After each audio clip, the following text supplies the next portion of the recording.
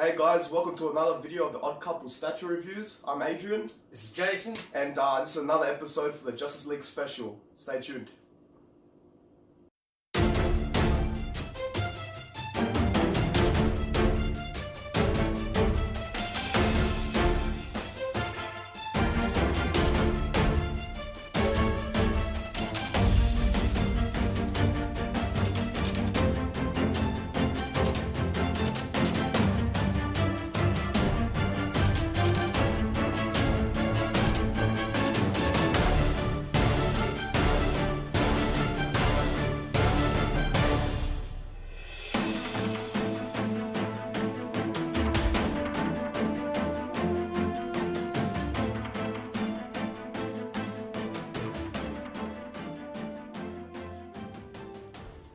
Welcome back, guys. Here we are with the Batman Modern Premium format from Sideshow Collectibles.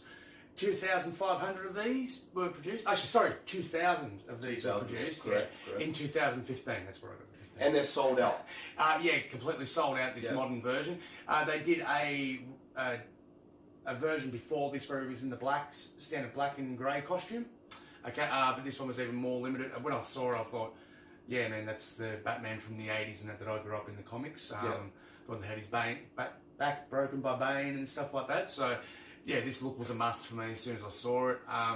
Comes with the two head sculpts.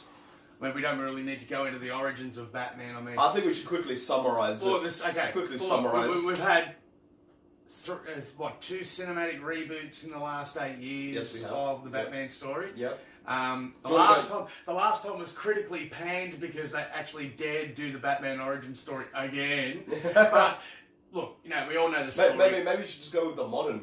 Well, that's what I'm saying. I mean, we all know the story. Coming out of the theatre with his parents, they got mugged in an alleyway. Both got shot and killed. He was orphaned.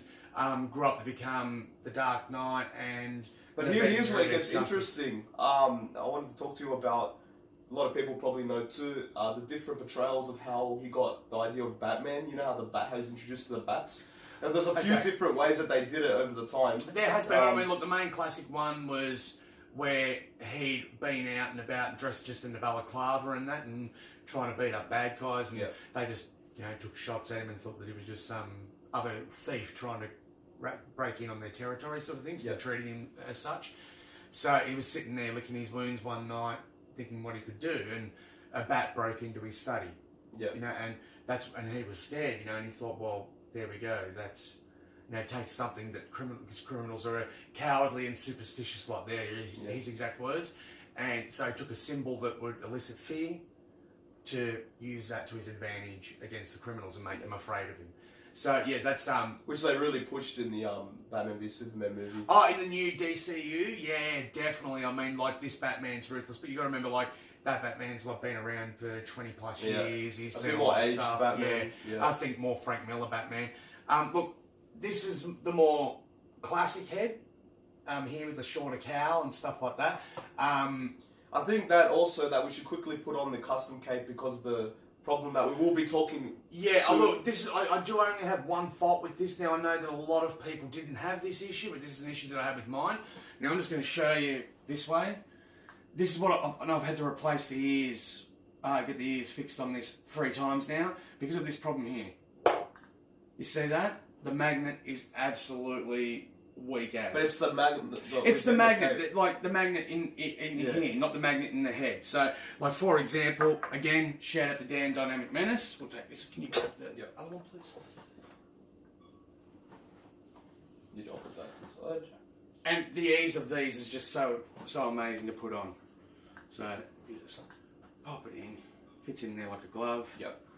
Tuck it behind. Like it's like it's a lever. Yeah, well, actually, that was the thing. He was tossing around with different fabrics and stuff like that, and then he came up with that the leather was the best. He did it with the other Batman, the black one that I told you about. And now, look, I've actually got to push that to pop it out because he's put a really good strong magnet in there.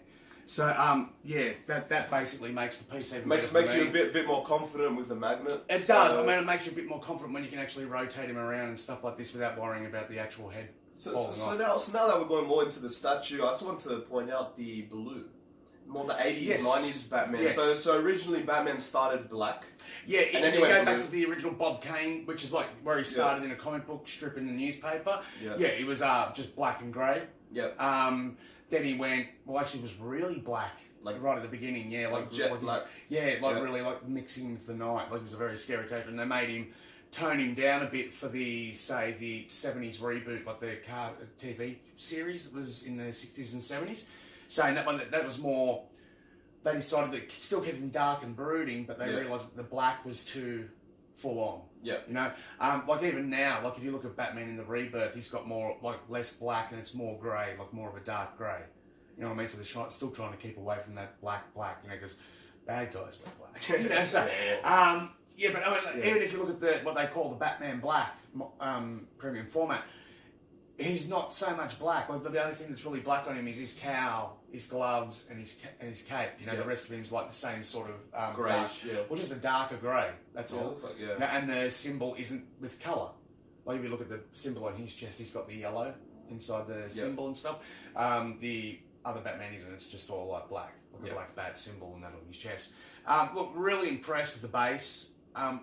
Got to give the base is pretty cool. Look, got to give it to all their Gotham themed characters. Look, it just really shows you Gotham. It's like, Batman, Gotham, there you go. I mean, you look at our Huntress review to see what I'm talking about there, because she's on a very similar base, like she's on like a dragon gargoyle. And I mean, this is just like a classic Gotham City gargoyle stand. I mean, which they're everywhere in Gotham. Yeah, well, I mean, whenever you see a Batman comic book or movie and stuff, and he's sitting on a rooftop, he's usually crouched, hidden in a gargoyle, and that just for like to add extra more dramatic. Or even when you play the video games. Yes, you play the Arkham games and stuff like that. And that's the thing. I mean, there's many different versions of Batman, but as I said, like when I was reading the comics in the 80s and 90s and stuff, this is exactly how he looked. You know, so when I saw this, I'm like, wow, again, another one that I just must have. Yeah. Look, love the gargoyle base, love the pose. Yeah, I was about to say that. I like the pose. The batarang, the way they've done the fins on the arms and stuff like that. I really just think that this custom leather cape from Dan sets it off. He does it in both black and blue. Yeah, I think the leather material makes it. The leather material is fantastic. And I mean, like he did a lot of trial and error to get these, particularly the blue ones, right. Yeah. Because as you can see, like on the inside, it's a different texture and everything. Yeah. So to get the dyes and everything right, he really worked overtime on this, and I think he did a fantastic job. Yeah. Again, he's doing custom heads for these statues as well. So he's a much lover of the Justice League as I am. So he's always churning his brain on customs and stuff like that. So I just wanted to ask you also, what do you think about the face sculpt? Well, I actually prefer this head here. Because there is two, so I want to see... There is. I mean, this one's more of a... like, he's got more of the 5 o'clock shadow, more of a darker look. Like, he's got more black around the eyes. Yeah. Okay? Which you will see when we do the close-ups. And I mean, look, it's a matter of personal opinion. If you are more of a Frank Miller style Batman, you prefer this head with the shorter ears. You know what I mean? Or Jim Lee style, more of the shorter ears. With these ones here, it's more going back to the probably Frank Capello era and stuff like that. So, yeah, look, absolutely love him. Another one that I give 10 out of 10. Only thing I didn't like, but I rectified that, was the magnet with the cape. Yeah, big downside to that, and it caused a lot of problem and damage. Now, look, in saying that too, I believe if I had bought this through Sideshow, which I didn't, guys, I bought it through a local retailer. If I had bought this through Sideshow, it would have been a simple matter of like letting them know, look, man, the cape was faulty, they get me to send it back and they'll send me out a new one or whatever, or you pay for shipping for a new one or whatever. Thankfully, I haven't had to do any returns or anything with Sideshow or any complaints, so I don't know how the process works. But then they would have sent me a new one, but because it was through a third party, I had to actually take it back. Now, they would have given me another one, but this was the last one left in the country. So it was like, well, okay, either take it or lose it. Yeah. And I was like, well, I don't want to lose it. And I mean, even for a time, I was using a bit of blue tack in there to make sure that the head didn't fall off and that in there, you know. Still didn't really work. Still didn't really work. Make it really comfortable, you know what I mean? Like, it was, like whenever you went to grab him, even if you can't see, you know it's there. And the thing is, too, like with the capes, it makes them very awkward to handle if you need to move them. Just like if you guys look at our Superman one that we just did. Yes. The same thing with the cape. It makes it awkward. The only thing I will say is because the cape was a different style and actually like sort of more flanged in underneath the character instead of like to one side, it didn't create a lean issue. I just find that still it's unreliable due to like the weight countering the stance of the statue. If you know what I'm trying to say. This is the thing. I mean, if you're like me and you've got a lot of statues, weight does become an issue. I mean, we all want to have a nice heavy statue that we know that if we don't walk past, just the momentum of us walking past is going to make it fall over. But you also don't want something that you're afraid to put on a shelf. That, am I going to wake up in the morning and it's still there? You know, sort of thing. Constantly listening for creaking and cracking noises. Oh my God, is it going to fall down? You know, so yeah, like you don't want to have that sort of feeling. And that's what I'm saying, by getting these sort of things and these capes and that, just to, as I said, like that's a good... This cape's a bit heavier than the Superman one. Well, it's a bit bigger though. Yeah, it's a bit bigger, so I'd say... Especially on the bottom. I'd say that one probably be about the 6 to 8 kilo mark. So that's the majority of the weight of the statue, guys, you know? So, yeah, you flip it out for something like this that weighs like not even a kilo. And, yeah, fantastic. Fair enough. So we went through the pose. We love the pose. Yes. Most Batman never disappoints me in the statues or poses. Batman's like the one that is consistent with the pose. pose. I'm going to be really honest, guys. I'll probably be very high ranking on all of these statues. These are the statues that got me into collecting. Yeah. You know what I mean? When I saw that Sideshow had done this line, I was like, oh wow, I'm only disappointed that we haven't got a Martian Manhunter, a Flash. Yeah. And I would love to see them do a JSA line. Like, you know, the original Justice Society. Like with Hawkman and that would be good. Come Superman and stuff like that. Would be absolutely fantastic. Oh, you never know. Dr. Fate. You never know, man. The next year's coming. Like Sideshow, listen, take my money. Take my money. you know you want to. And there's many more like me that'll give it to you. So, but I mean, if they keep smashing out these DC figures like this, and as they continue to do so, like the last couple I got was Huntress and Lex Luthor. I'm really impressed with them. And I've got Zatanna coming, Harley Quinn, and a few others. Wonder Woman, the movie Batman v Superman, Wonder Woman. Yep. So, yeah, look, really just hoping that they continue to keep knocking them out of the park. A bit worried about the Wonder Woman, Batman v Superman one, but fingers crossed, guys. I believe. I reckon it'll be pulled off pretty well. I think that they don't want a repeat of the Man of Steel. You know what I mean? So, and that's another one I'm hoping that they'll actually do a decent Man of Steel one, either Justice League or... Yeah, we're still waiting on that one, to be honest. But yeah, so everything else, Jason, that we were talking about the cape, the pose, and the base, but what about the material used on his actual costume that he's wearing right now?